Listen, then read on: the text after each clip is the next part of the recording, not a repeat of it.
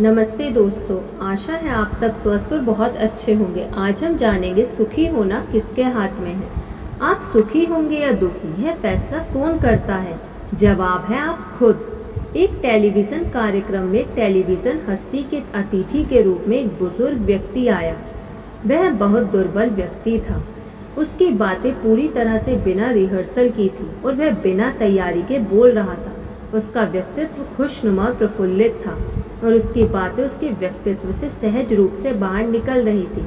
जब भी वह कुछ कहता था तो ये इतना सहज सटीक होता था कि कार्यक्रम देखने वाले लोग हंसी के मारे दोहरे हो रहे थे। वे उसे पसंद कर रहे थे। टेलीविज़न की हस्ती पर भी प्रभाव पड़ा और वह भी दूसरों के साथ उसकी बातों का आनंद ले रहा था। आखिर में उसने उस बुजुर्ग व्यक्ति से पूछ ही लिया, वह इतना खुश क्यों है? उसने पूछा, आपकी खुशी का राज क्या है? बुजुर्ग व्यक्ति ने जवाब दिया, कुछ नहीं, मेरी खुशी का कोई बड़ा राज नहीं है। यह तो उतना ही सीधा है जितना कि आपके चेहरे पर लगी आपकी नाक। जब मैं सुबह उठता हूँ तो मेरे पास दो विकल्प होते हैं, या तो मैं खुश रहूँ या फिर दुखी रहूँ। आपको क्या लगता है मैं कौन सा विकल्प चुनता हूँ? मैं सिर्फ खुश रहने का विकल्प चुनता हूँ और यही मेरी खुशी का राज है।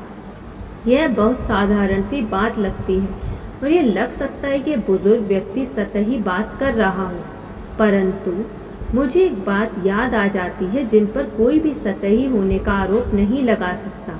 वे कहते थे कि लोग उतने ही खुश रहते हैं जितने खुश रहने का विकल्प वे चुनते हैं। अगर आप दुखी रहना चाहते हैं तो आप बड़े आराम से दुखी रह सकते हैं। यह दुनिया का सबसे आसान काम है। सिर्फ दुखी रहने का विकल्प चुन लें। अपने आप से कहते रहें कि हर तरफ बुरा हो रहा है, कोई काम ठीक तरह से नहीं हो रहा है, तो आप सचमुच दुखी हो जाएंगे। परंतु इसके बजाय खुद से कहें, हर चीज़ अच्छी तरह हो रही है, जिंदगी बहुत बढ़िया है, मैं सुखी हो रहने का विकल्प चुनती हूँ, और आप सचमुच सुखी हो जाएंगे। बड़े लोगों की तुलना में बच्चे खुशी के ज़्यादा बड़े विशेषज्ञ होते हैं। वह वयस्क जो अपने दिल में अधेड़ावस्था वृद्धावस्था में भी बचपन को बनाए रखता है, वह जीनियस है, क्योंकि वह उस सचमुच सुखद भाव को बनाए रखता है जो ईश्वर ने बच्चों को प्रदान किया है। इस दुनिया में अच्छी तरह जीने का तरीका बच्चों की तरह साफ दिल और दिमाग से जीने का तरीका है। दूसरे शब्दों में, अपनी आत्मा को कभी बूढ़ा या नीरस ना बनने दें, अत्यधिक परिष्कृत ना बने। मेरी 9 साल की बेटी के पास खुशी का जवाब है। मैंने उसने एक दिन पूछा, क्या तुम खुश हो बेटे? हाँ, मैं खुश हूँ, उसने जवाब दिया। क्या तुम हमेशा खुश रहती हो? मैंने पूछा। हाँ, उसने जवाब दिया, मैं हमेशा खुश रहती हूँ। तुम किस बात से खुश रहती हो? मैंने उससे पूछा। यह तो मैं जानती नहीं, उसने कहा। मैं सिर्फ खुश रहती हूँ। कोई ना कोई बात तो होगी जिससे तुम्हें खुशी मिलती होगी, मैंने पूछा। मैं आपको बताती हूँ कि मुझे किसी बात से खुशी मिलती है, उसने कहा। अपने दोस्तों से मुझे खुशी मिलती है, मैं उन्हें पसंद करती हूँ। स्कूल जाने में मुझे खुशी मिलती है, मुझे मेरे टीचर्स पसंद है। मुझे संडे स्कूल और संडे स्कूल के टीचर्स पसंद है। मैं अपनी बहन मार्गरेट और भाई के साथ प्रेम करती हूँ। मैं अपने माता पिता से प्रेम करती हूँ। जब मैं बीमार होती हूँ तो वे मेरा ध्यान रखते हैं, मुझे प्रेम करते हैं और मुझसे अच्छा व्यवहार करते हैं। खुशी का यही फॉर्मूला है और मुझे लगता है कि यही खुशी का असली फॉर्मूला है। उसके दोस्त, उसका स्कूल, उसका संडे स्कूल, उसके भाई बहन और माता पिता, यही तो खुशी का सारांश है। और आपको जीवन में इन्हीं क्षेत्रों में सबसे अधिक खुशी मिलती है। लड़कों लड़कियों के एक समूह से उन बातों की सूची बनाने को कहा गया जिनसे उन्हें सबसे अधिक खुशी मिलती है। उनके जवाब बहुत मर्मस्पर्शी थे। यह रही लड़कियों की सूची।